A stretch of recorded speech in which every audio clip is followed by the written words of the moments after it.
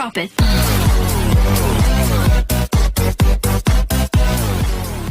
Assalamualaikum warahmatullahi wabarakatuh. Selamat pagi anak-anak cerdas. Bertemu lagi di channel Bulina Studi.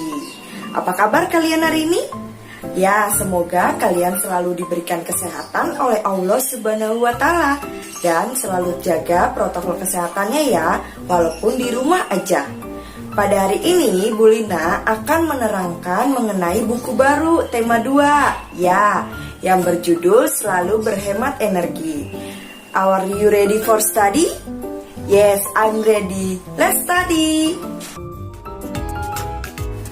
Pada buku tema 1, kita sudah mempelajari tentang mencari gagasan pokok dan gagasan pendukung di teks lisan. Nah, pada hari ini kita akan mempelajari tentang mencermati dan menemukan gagasan pokok serta gagasan pendukungnya di teks visual. Oh iya, ada yang tahu visual itu apa? Yuk kita pelajari. Teks visual adalah teks yang cara penyampaiannya kepada orang lain menggunakan media yang dapat dilihat oleh indera penglihatan. Contohnya gambar. Dalam setiap gambar terdapat tema. Dengan mengamati gambar, kalian dapat menemukan gagasan pokok dari gambar tersebut. Untuk menentukan gagasan pokok dalam sebuah teks, kalian dapat mengamati gambarnya terlebih dahulu. Lalu kemudian kalian bisa menceritakan dengan cara menulisnya. Setelah itu, dapat kita temukan gagasan pokoknya, yaitu inti dari gambar. Nah, Bulina akan memberitahu kalian hal-hal yang diperhatikan saat kalian mencari informasi di teks visual. Seperti berikut ini. Yang pertama, kalian cari dulu topik apa yang diangkat dari gambar tersebut. Lalu yang kedua, apa yang diceritakan gambar tersebut. Dan yang ketiga, peristiwa apa saja yang mendukung alasanmu. Sekarang kita lihat yuk contoh dari teks visual berikut ini. Nah, di sini ada gambar apa saja? Ayo, kalian bisa ceritakan. Iya, benar, ada gambar ibu sedang mencuci pakaian di bawah sinar matahari. Lalu ada gambar apa lagi? Iya, ada gambar ayah yang sedang berolahraga di bawah sinar matahari. Ya, iya, ada ibu yang juga sedang menghangatkan adik di bawah sinar matahari. Lalu ada oksigen dan CO2.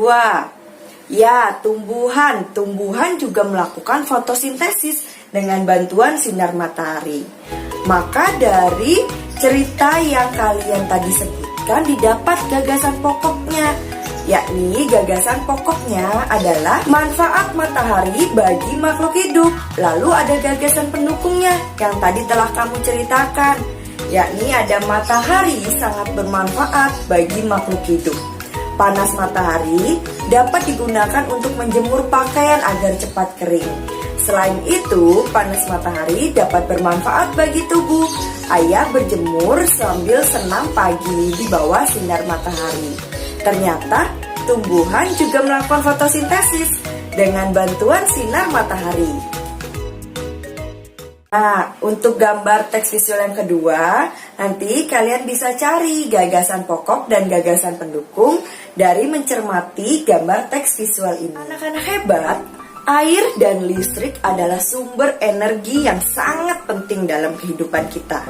Banyak sekali kegiatan sehari-hari yang kita lakukan memerlukan air, seperti contohnya kalian mandi, memasak, mencuci, dan banyak lagi kegiatan lainnya. Begitu pula listrik. Banyak sekali alat penunjang elektronik yang memerlukan listrik. Untuk itu, kita berhak mendapatkan air bersih dan listrik yang melimpah untuk kegiatan kita setiap hari. Nah, anak-anak hebat, supaya air bersih dan listrik tetap tersedia, kita berkewajiban menjaga kelestariannya dengan menghematnya. Pertanyaan Bulina, apa itu hak dan kewajiban?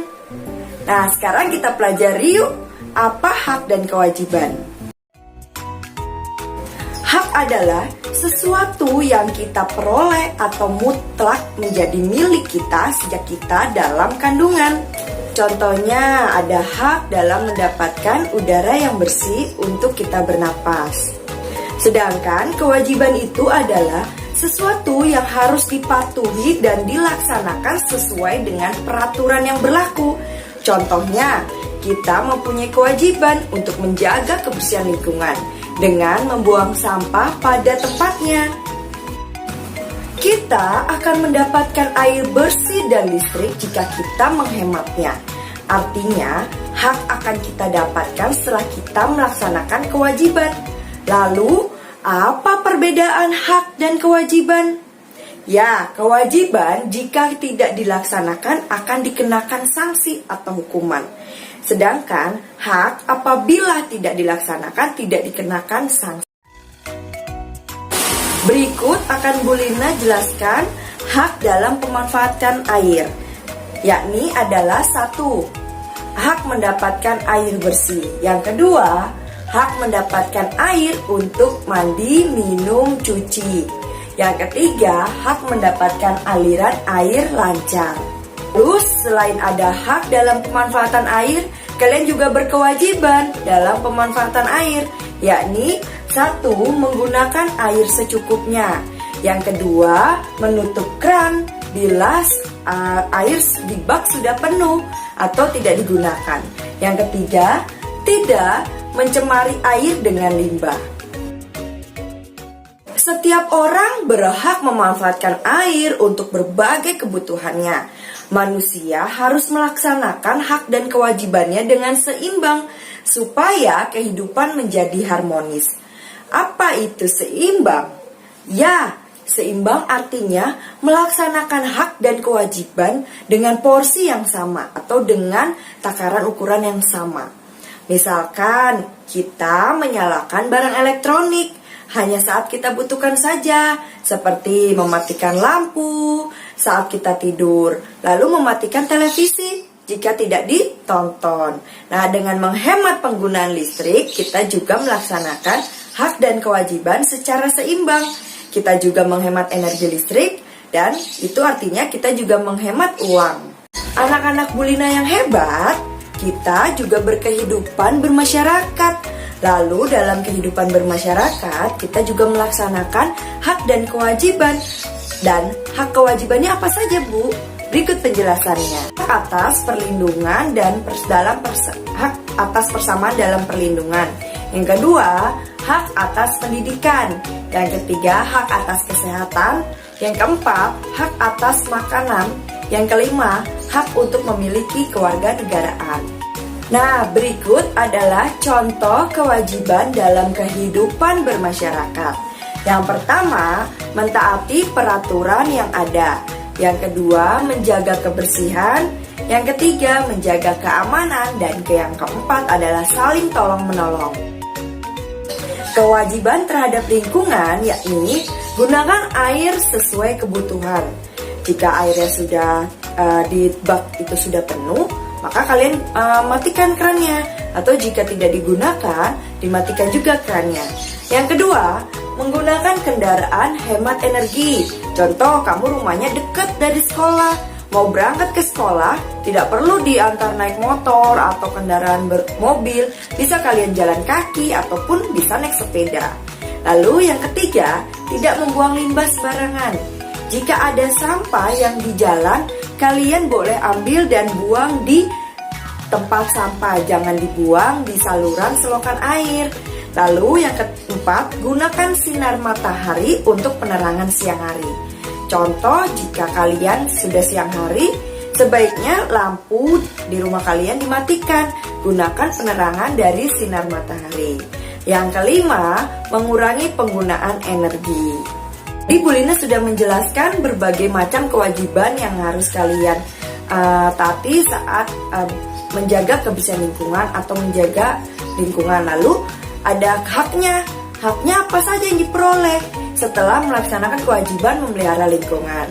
Yakni 1, kalian bisa memperoleh udara yang segar. Dan yang kedua, tubuh sehat.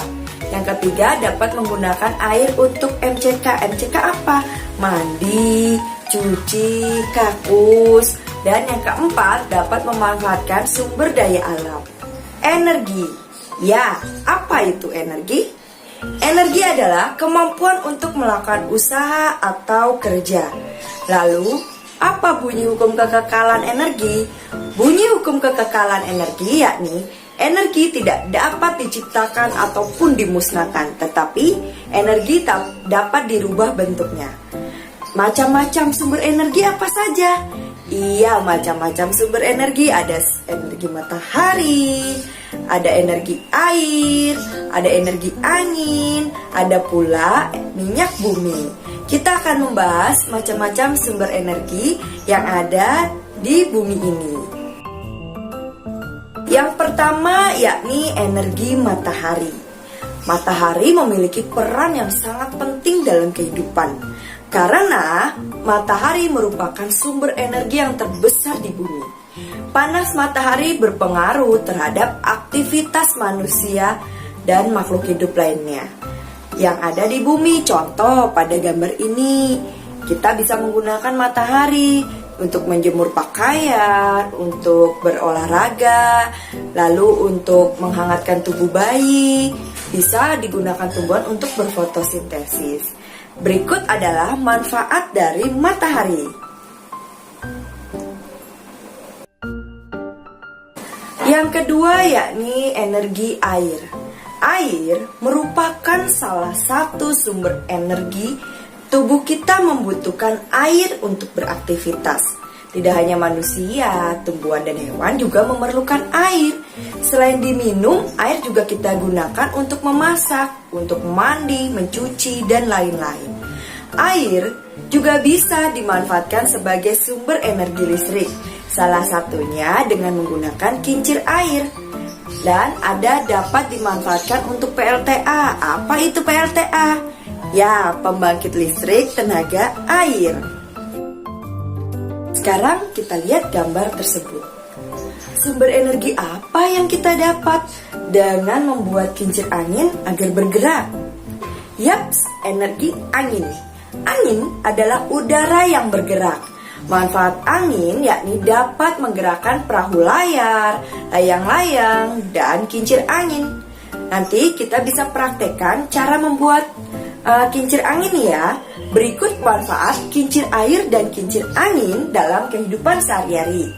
Yang pertama, kincir angin dapat digunakan sebagai mainan. Yang kedua, dapat digunakan untuk menggerakkan pompa air di tambak garam. Yang ketiga, sebagai sumber energi listrik. Yang keempat, mengolah gandum.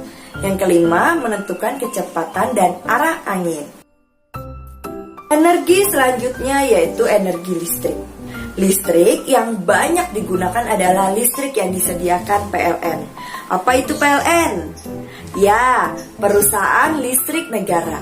Manfaat listrik sangat banyak, yakni untuk penerangan, memasak, mencuci, menyetrika, dan untuk penunjang alat elektronik. Kelebihan energi listrik yakni praktis, tidak menimbulkan polusi udara, mudah diubah menjadi bentuk yang lain. Energi listrik juga dihasilkan oleh baterai dan aki. Pada saat digunakan, energi kimia yang ada di dalam baterai dan aki diubah menjadi energi listrik. Nah, energi berikutnya adalah minyak bumi. Bu Lina tanya, pernahkah kalian melihat kendaraan bermotor? Iya, kendaraan bermotor dapat berjalan karena apa? Ya, karena ada sumber energi untuk menjalankannya. Sumber energi tersebut berasal dari bahan bakar minyak bumi. Hasil pengolahan minyak bumi dapat berupa bensin, oli, dan solar serta minyak tanah. Bensin dan solar digunakan sebagai bahan bakar kendaraan. Minyak tanah digunakan sebagai bahan bakar kompor untuk memasak dan bahan bakar lampu petromak. Minyak bumi merupakan salah satu sumber energi. Kita sebagai warga negara mempunyai hak untuk memanfaatkan minyak bumi dalam segala aktivitas. Namun di sisi lain, kita juga mempunyai kewajiban untuk menghemat penggunaan minyak bumi. Minyak bumi adalah sumber energi yang tidak dapat diperbarui karena proses pembentukan minyak bumi membutuhkan waktu yang cukup lama dan bisa mencapai jutaan tahun. Permintaan untuk minyak bumi dari tahun ke tahun itu terus bertambah. Sebaliknya, ketersediaannya dari tahun ke tahun semakin menurun. Dengan demikian, semakin langkanya persediaan minyak bumi, pemerintah menghimbau setiap warga negara untuk menggunakan minyak bumi secara anak-anak. Seperti kita ketahui bahwa Indonesia terdiri dari Sabang sampai Merauke, sehingga banyak sekali sumber daya alam yang ada di Indonesia. Lalu, apa itu sumber daya alam? Ya, sumber daya alam yakni segala sesuatu yang ada di alam dan dapat dimanfaatkan untuk kebutuhan manusia. Sumber daya alam dibedakan menjadi dua. Yang pertama yang akan kita bahas yakni sumber daya alam dapat diperbaharui. Sumber daya alam dapat diperbaharui, yaitu sumber daya alam yang tidak dapat habis walau terus digunakan. Nah, dari sumber daya alam yang dapat diperbaharui digolongkan lagi menjadi dua, yakni sumber daya alam hayati, contohnya hewan dan tumbuhan. Dan yang kedua, sumber daya alam non-hayati, contohnya pasir, batu, air, udara, sinar matahari, dan sebagainya. Disebut sumber daya alam yang dapat diperbarui karena sumber daya alam tersebut terus tersedia dan dapat kita kelola untuk kita perbanyak jumlahnya. Anak-anak, walaupun sumber daya alam ini sangat berlimpah, kita tetap harus melestarikannya dan bijak dalam penggunaannya agar sumber daya alam ini tetap tersedia. Yang kedua yaitu sumber daya alam yang tidak dapat diperbarui, yakni sumber daya alam yang apabila digunakan secara terus-menerus akan habis. Biasanya berasal dari sisa makhluk hidup, hasil tambang, dan hasil galian. Nah, sumber daya alam yang tidak dapat diperbarui ini digolongkan menjadi tiga. Yang pertama ada energi, contohnya minyak bumi, batu bara, dan sebagainya. Yang kedua yaitu mineral logam, contohnya besi, tembaga, dan emas, serta banyak lainnya. Dan yang ketiga mineral non-logam, contohnya batu kapur, belerang. Disebut sumber daya alam yang tidak dapat diperbarui karena jumlahnya yang terbatas dan untuk menghasilkannya butuh jutaan tahun atau waktu yang sangat lama. Nah, pemanfaatan jagung dalam kehidupan sehari-hari. Tanaman jagung juga termasuk sumber daya alam yang dapat diperbarui. Tanaman ini banyak manfaatnya, misalnya sebagai bahan makanan pengganti nasi. Selain itu, bagian tanaman jagung yang berupa kulit dan sisa bonggol jagung bisa digunakan sebagai bahan kerajinan atau bahan hiasan. Sumber daya alam berdasarkan kondisi alam di Indonesia. Negara Indonesia merupakan negara kepulauan yang terbesar. Setiap pulau memiliki sumber daya alam yang tidak selalu sama. Hal ini disebabkan oleh adanya perbedaan kondisi alam. Kita contoh dari Pulau Jawa. Pulau Jawa memiliki pegunungan, dataran tinggi berupa perkebunan teh, kopi, dan lain-lain. Dataran rendahnya berupa lahan persawahan yang subur dan pesisir pantainya untuk budidaya ikan, garam, dan sebagainya. Kita beralih lagi ke Pulau Sumatera. Pulau Sumatera memiliki banyak pegunungan tanaman budidayanya, contohnya kopi, lada, coklat, tembakau, karet, dan kelapa sawit. Kaya akan hasil tambang seperti timah, batu bara, dan minyak bumi. Lalu kita beralih ke Pulau Kalimantan. Pulau Kalimantan adalah dataran rendah dengan hutan-hutan yang lebat. Sumber daya alamnya seperti kelapa sawit, pohon karet, dan pohon rotan. Getah, pohon karet diolah menjadi ban, sedangkan rotan diolah menjadi mebel. Dan kita beralih ke Pulau Sulawesi. Menghasilkan dengan barang tambang seperti aspal yang digunakan untuk pembuat jalan raya. Sumber daya alam yang lain adalah pala dan jagung. Daerah pesisir pantainya dimanfaatkan untuk perkebunan kelapa. Lalu kita beralih ke pulau yang paling timur Indonesia, yakni Pulau Papua. Sebagian besar wilayahnya masih berupa hutan. Sagu dimanfaatkan sebagai makanan pokoknya. Hasil tambangnya emas, tembaga, dan logam lainnya. Dan juga penghasil rempah. Pada materi SBDP tema 2 subtema 1 kita akan mempelajari tinggi dan rendahnya nada. Tinggi dan rendahnya nada. Nada adalah bunyi yang beraturan. Dalam nada terdapat nada tinggi dan nada rendah. Tinggi dan rendahnya nada ditentukan oleh frekuensi bunyi. Urutan tinggi rendahnya nada disebut dengan tangga nada. Terdapat 7 tangga nada yang menyusun tangga nada tersebut dari nada rendah ke nada yang tinggi. Nada yang ditulis dengan angka dinamakan not angka. Tempo dalam lagu. Apa itu tempo lagu? Ya, tempo lagu adalah cepat atau lambatnya lagu saat dinyanyikan. Tanda tempo lagu berada di sebelah kiri atas dalam sebuah lagu. Tempo terdiri atas tempo lambat, sedang, dan cepat. Tempo lagu berhubungan dengan syair lagunya. Lagu bertempo cepat menunjukkan suasana gembira dan kemegahan. Lagu bertempo lambat menunjukkan suasana sedih dan hikmat. Sedangkan alat untuk mengatur tempo lagu adalah metronom. Berikut adalah istilah-istilah dalam tanda tempo. Yang pertama, tempo cepat, istilahnya allegro, nesto, dan vivat. Yang kedua, tempo sedang, istilahnya moderato, andante, andantino. Lalu yang ketiga, tempo lambat, contohnya yaitu istilahnya adagio, largo, dan lento.